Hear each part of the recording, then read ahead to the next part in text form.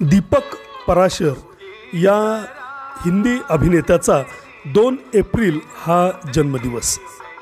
Mister India स्पर्धेचे ते पहिले विजेते।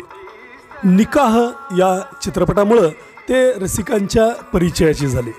त्यानंतर मग इंसाफ का तराजू, श्रद्धांजली, आप तो ऐसे न थे अशा चित्रपटांमुळे ते रसिकांना चांगलेच लक्षात राहिले। शराबी चित्रपटामध्ये अमिताभ यांच्यासोबत त्यांनी इन्स्पेक्टरची भूमिका साकारली होती। बरीच वर्ष त्यांनी मॉडेलिंगही केलं। 2006 मध्ये बिग बॉस या स्पर्धेमध्ये ते स्पर्धक होते। इंडिया प्रिन्स या स्पर्धेचेही ते विजेते होते। दूरदर्शन मालिका स्वाभिमानमध्ये महेंद्र मल्होत्राच्या भूमिकेमध्ये ते दिसले होते।